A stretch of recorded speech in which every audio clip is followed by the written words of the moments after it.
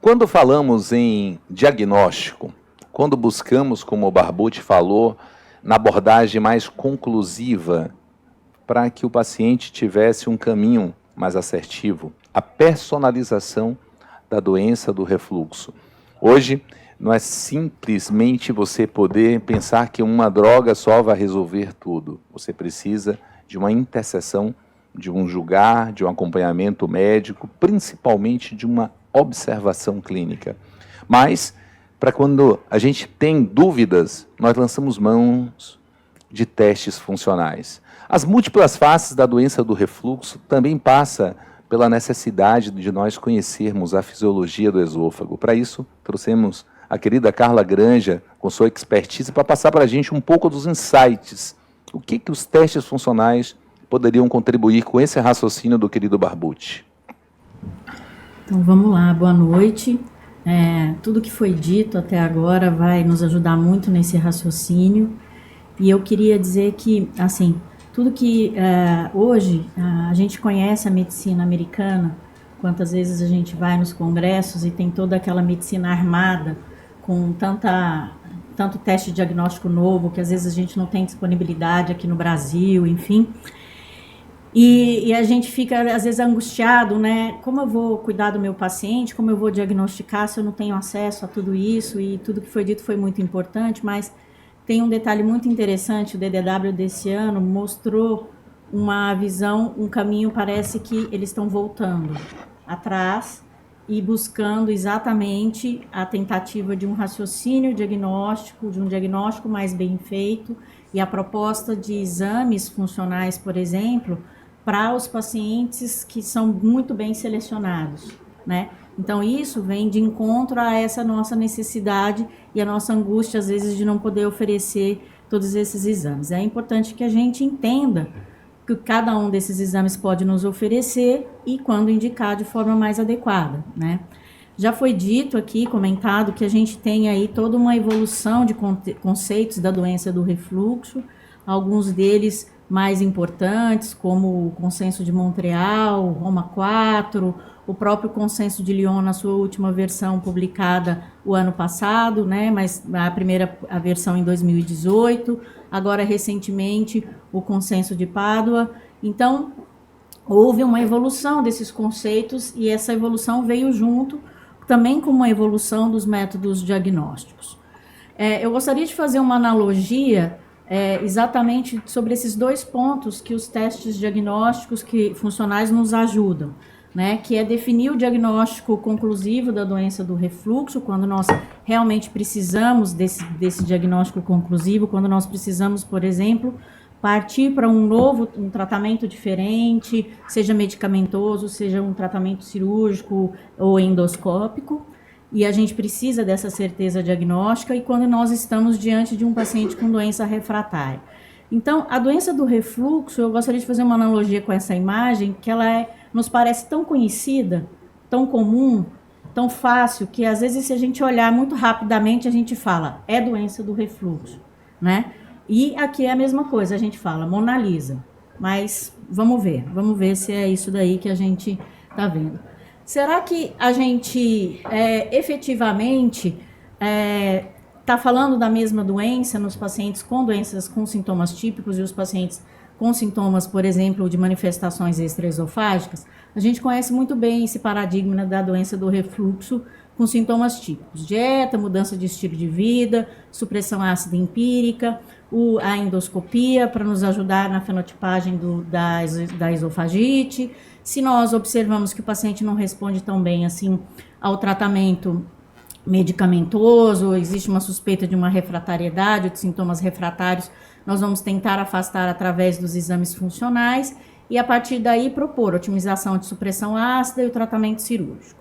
Mas quando a gente fala em manifestações extraesofágicas, será que a gente está falando da mesma forma e os pacientes se manifestam da mesma forma?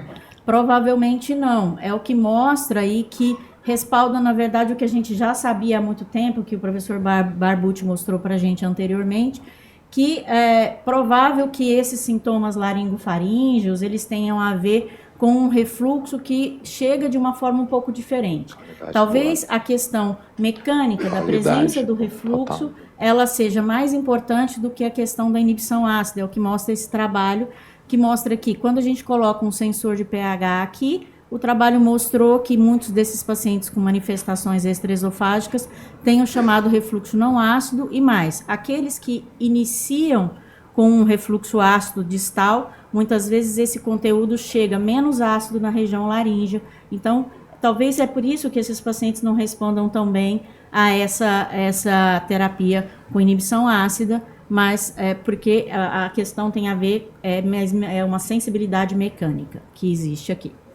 Bom, então, esse é um trabalho recente, apresentado pela professora Iad Lapati e publicado agora em 2024, falando sobre o eixo cérebro-laringe.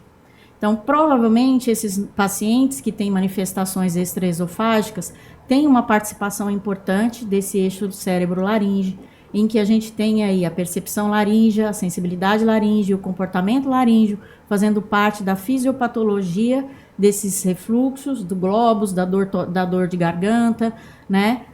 Transtornos psiquiátricos fazendo parte também desse contexto e fazendo com que esses pacientes apresentem episódios recorrentes de tosse, pigarro e rouquidão, que tantas vezes são um grande desafio para nós no dia a dia.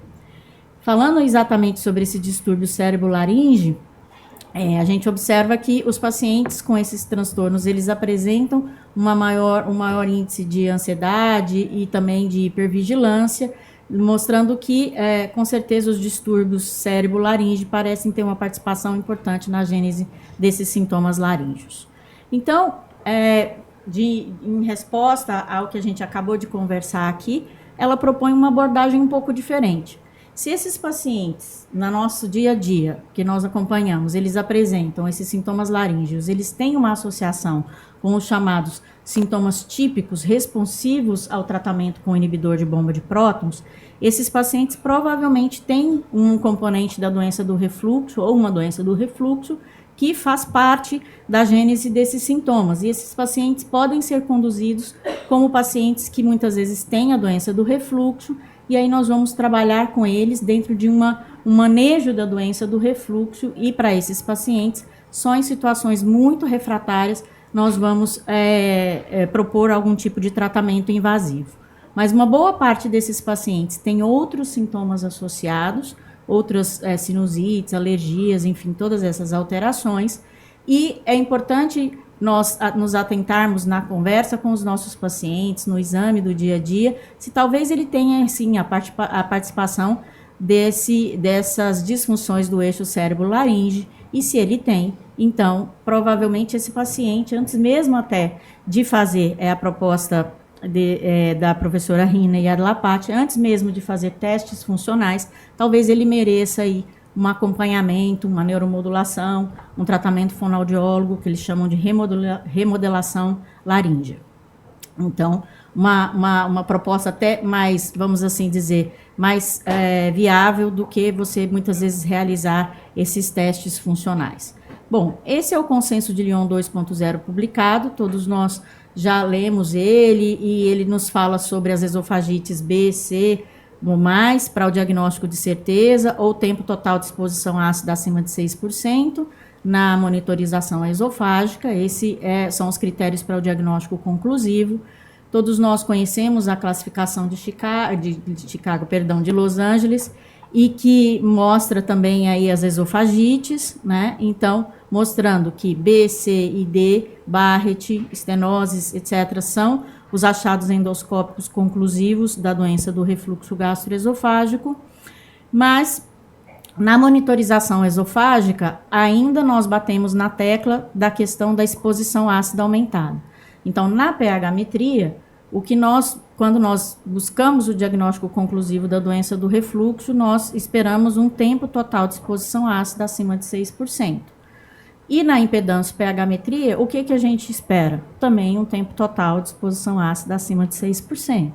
Então, por que eu faço impedância pH-metria? Se eu estou buscando o mesmo tipo de tempo total de exposição ácida acima de 6% para ter a certeza diagnóstica da doença do refluxo. Então, a impedância-pH-metria, ela vai ter algumas utilidades específicas, que são nos pacientes que não são responsivos ao inibidor de bomba de prótons, em que ainda não tem uma doença do refluxo comprovada, com sintomas típicos. Os pacientes com sintomas atípicos, em especial sintomas laríngeos, onde a gente vai observar o papel do refluxo não ácido na gênese desses sintomas, no diagnóstico de eructação, de ruminação, e a impedância-pH-metria em uso do IBP, ela tem um papel muito importante na investigação da refratariedade em pacientes que já têm doença do refluxo gastroesofágico comprovada. Então, essa é a função desses testes. Mas nós temos uma grande parte dos pacientes que não tem o diagnóstico conclusivo mesmo quando a gente realiza esses testes funcionais. E a grande pergunta é, e aí? O que eu faço? Esse paciente tem doença do refluxo gastroesofágico ou não tem doença do refluxo gastroesofágico? Então, mais modernamente, tem se indicado alguns dados que a gente pode utilizar. Qualquer um desses fenótipos da doença do refluxo fenótipos endoscópicos, eles podem ser doença do refluxo gastroesofágico, como o professor Barbucci mostrou. Esses dois não seriam, teoricamente, doença do refluxo, não seriam certeza diagnóstica, conclusivo de doença do refluxo. Então, aqui a gente tem algumas sugestões de o que a gente pode utilizar para que a gente possa nos ajudar, são as chamadas evidências adicionais, que nos ajudam nesse diagnóstico. E aí nós temos a presença da hérnia hiatal, aqui um artigo propondo uma forma de ver essas hérnias hiatais, uma evolução da classificação da manobra de Hill e da classificação de Hill, para visualizar melhor esse ato diafragmático e esse aspecto da hérnia hiatal na endoscopia. E a manometria esofágica, como aí nessa afirmação do próprio consenso de Pádua, trazendo uma utilidade nas métricas tanto da pressão de repouso, que nós já sabíamos, como da morfologia.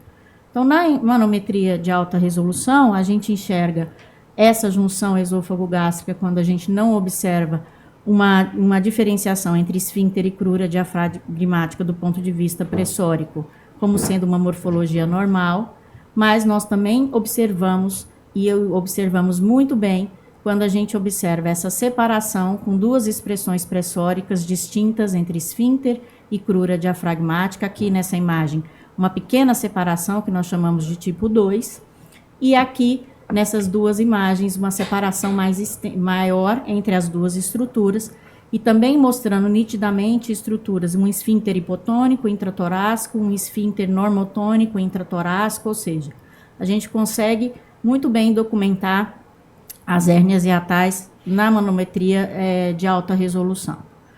E a gente também tem aí a presença das alterações motoras, a motilidade esofagina ineficaz, como sendo a alteração mais observada nos pacientes com doença do refluxo gastroesofágico.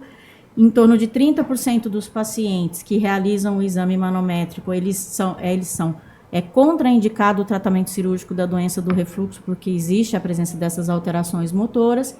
E olha a porcentagem de pacientes, 63% dos pacientes com distúrbios de refluxo laringofaríngeo apresentando alteração motora nos exames de manometria. Então, ela é uma ferramenta importante para a gente avaliar essa motilidade esofágica e auxiliar não só o correto posicionamento dos sensores.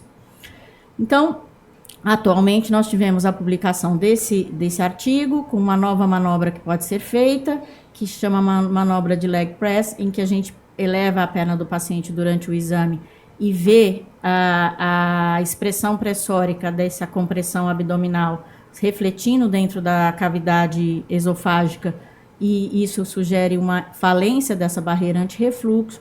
E aqui o score de Milão, que leva em consideração motilidade esofagina ineficaz, essa manobra de leg press, a pressão do esfíncter e a morfologia da manometria. E esse score está disponível, inclusive com aplicativos, enfim, e facilita a gente dizer aqueles pacientes que têm esses achados adicionais que poderiam sugerir pacientes que efetivamente têm doença do refluxo gastroesofágico ou não. Então, essa é, na verdade, a utilidade.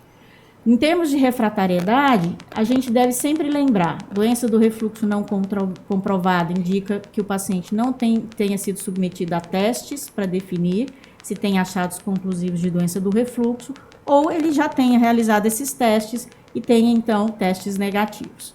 Doença do refluxo gastroesofágico comprovada são aquelas evidências conclusivas que nós já dissemos aí nos slides anteriores. Sintomas persistentes durante o tratamento em um paciente com doença do refluxo comprovada deve ser referido como sintomas refratários, ao invés de doença do refluxo refratária.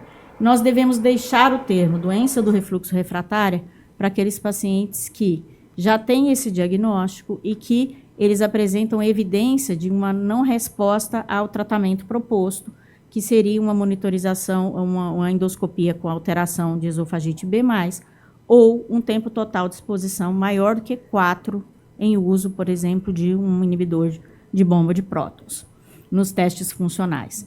Lembrando que a maioria dos pacientes, o professor Barbucci que já falou, que não respondem à doença do refluxo, eles têm todos esses critérios, uso inadequado do IBP, não é doença do refluxo com superposição de doença funcional, comorbidades psicológicas, sintomas desencadeados por refluxo não ácido e, por fim, a gente tem uma pequena porcentagem de pacientes que efetivamente são doença do refluxo refratária, que são os chamados metabolizadores rápidos aos IBPs. A grande maioria desses pacientes não tem doença do refluxo gastroesofágico refratário. Eles têm sintoma refratário por esses outros motivos, que muitas vezes não têm efetivamente nada a ver com a inibição ácida. Tá? Então, para a gente finalizar, vamos pensar assim, de uma forma um pouco mais racional, que seria o paciente sem doença do refluxo não comprovada, a avaliação diagnóstica através desses exames e a possibilidade de um diagnóstico conclusivo ou não conclusivo, né? Então, não é doença do refluxo, pensar em doença funcional e, quando é doença do refluxo comprovada, otimizar o nosso tratamento. Quando essa doença do refluxo ela é comprovada e nós estamos diante de um paciente que tem sintomas refratários, nós devemos realizar a monitorização esofágica em uso da medicação. E aí nós também evoluímos nesse mesmo raciocínio, né? E muitas vezes o que nós observamos é uma doença do refluxo com inibição ácida efetiva, controlada. Nós devemos pensar na possibilidade de hipersensibilidade ao refluxo ou pirose funcional sobreposta a essa inibição ácida que está sendo efetiva. Já no caso em que nós documentamos efetivamente essa presença da esofagite B e do refluxo patológico em uso da medicação, nós estamos diante realmente do paciente com DRGE refratário, e aí a proposta é mudar o tratamento, a medicação, ou mesmo os próprios tratamentos invasivos, dependendo da apresentação clínica que o paciente tem. Enfim, então, quando a gente olha essa imagem de novo, para a gente finalizar, a gente pode muitas vezes está vendo realmente a Mona Lisa, né, o retrato verdadeiro da Mona Lisa. Pode ser doença do refluxo gastroesofágico mesmo, né? Então, a gente tem uma chance grande de fazer esse diagnóstico. Mas, às vezes, a gente não está vendo doença do refluxo gastroesofágico. A gente, na verdade, tem uma série de outros mistérios, de outras imagens, de outras faces, que a gente acha que está vendo doença do refluxo e não está vendo doença do refluxo. De todas essas imagens que eu selecionei aí, ainda tem algumas aí que vocês podem olhar essa imagem e não vão conseguir enxergar efetivamente. E tem uma delas aí que está bem na nossa cara e a gente, às vezes, não está enxergando. Qual que é ela? Vamos lá? Obrigada, viu? Maravilhoso, Carlinha. E quando a gente pensa que já viu tudo sobre doença do refluxo, quando a gente acha que é simples raciocínio de um paciente ter uma pirose, e é doença do refluxo, a gente tem um paciente que muitas vezes está carimbado como refratário, mas muitas vezes ele não está respondendo ao nosso raciocínio diagnóstico. Então, frente a isso, mais uma vez convidamos para aqueles que ainda não estão presentes, nós temos o NAFAD, faz parte da rede científica da APSEM. Nós hoje unimos esse Brasil na Neurogastro, convidamos vocês tanto para o LinkedIn quanto para o Instagram, para poderem conhecer. Nós temos um grupo científico que vive de forma viva o tempo todo em vários grupos do WhatsApp. Nós desenvolvemos a motilidade, desenvolvemos a neurogastro com a Lácer, com a Apsen, desenvolvendo cada vez mais pessoas empoderando serviços para fazer o bem pelo nosso paciente. Vão lá, insiram o seu link e façam parte do canal da Neurogastro. Voltamos em 1 minuto. Prebiótico, probiótico, síndrome do intestino irritável. Se você é gastroenterologista, com certeza o seu paciente chegou com essas demandas ao seu consultório. Mergulhe nesse assunto e oriente com mais credibilidade. Se atualize no universo da gastroenterologia com os melhores especialistas do Brasil. Conheça o canal NAFAD aqui no YouTube. São quase 15 mil horas de conteúdo. Inscreva-se.